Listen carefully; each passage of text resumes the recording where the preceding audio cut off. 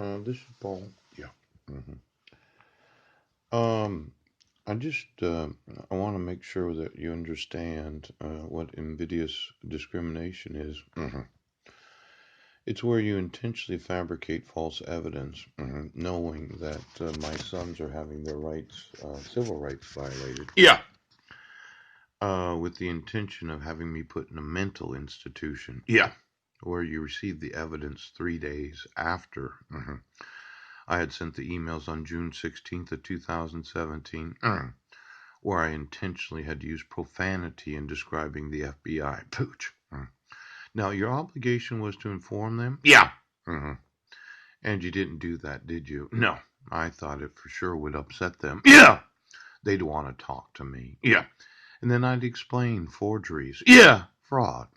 False arrest. Yeah. False imprisonment. Right now. Fraudulent use of mental health evaluations. And then the cell hearing. Yes. For my restoration. Now, Francis, invidious discrimination is a classification which is arbitrary. Yeah. Irrational. Not reasonably related to a legitimate purpose. Yeah. Differing treatment of individuals based upon race, sex, gender, religion, national origin, ethnicity, yes, sexual orientation, age, or other classifications. Yeah. Protected by law. Now, are situations where invidious discrimination may exist. Now, invidious discrimination, Francis. Get me the civil rights coordinators of every school district and all of those that said, well, they're not in our school district. As I understand the actual job description of a civil rights coordinator, Patricia Bittard. Yeah. Um, well, all of you can be sued. Yeah. Now, they're not in my custody. Yeah.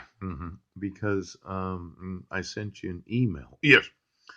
About beautiful girls that wear pink boots. Yeah. And you wanted to say this was really a double talk for pedophile. Yeah.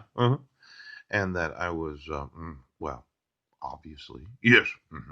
Crazy for saying that little girls or beautiful girls wear pink boots. Yeah. Now, in this email to Brian Smith, right now. Did you read the whole thing? Because I sent this on June 13th of 2017. Yeah. 3 days before the accusation of being in Brennan, Washington. Yeah. And then the 2-count criminal complaint of cyber stalking. Right now. Well, it sounds really bad, doesn't it? Beautiful girls that wear pink boots. Ouch. Somewhat suggestive of sexuality. But as I said in the email, just 3 days before the accusation of being in Brennan, Washington. Pooch. I have some nice pictures of a little girl at the end of this. Yeah. Email for those that needed to know what lawsuits look like. Yeah. Here are pictures of what the law says. Ouch. Now, look at here.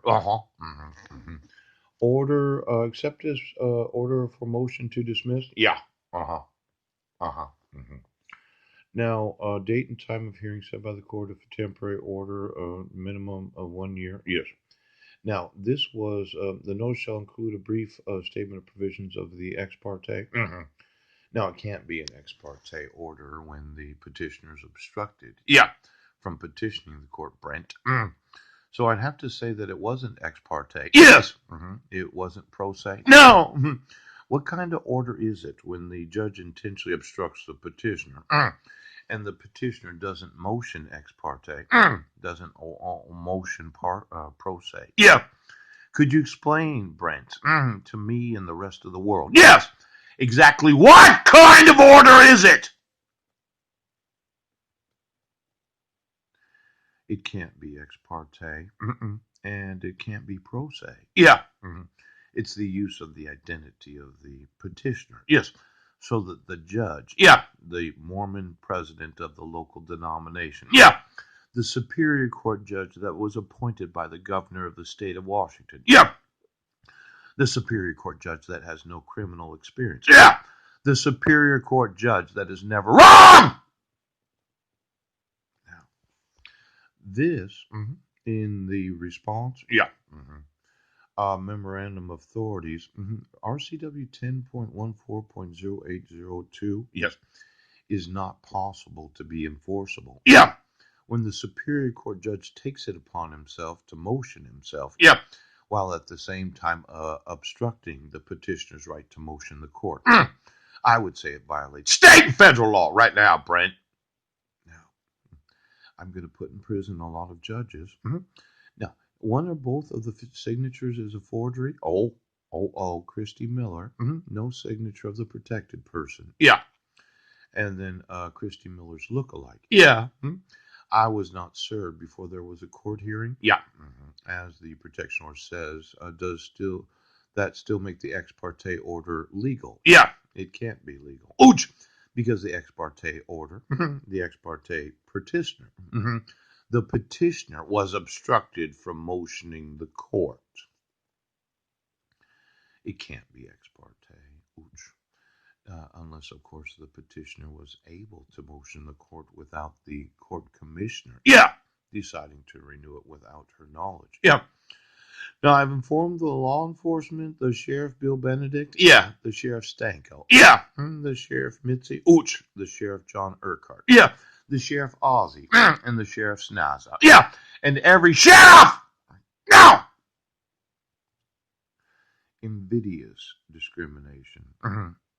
There doesn't seem to be any rhyme or reason for the actual discrimination that's being experienced.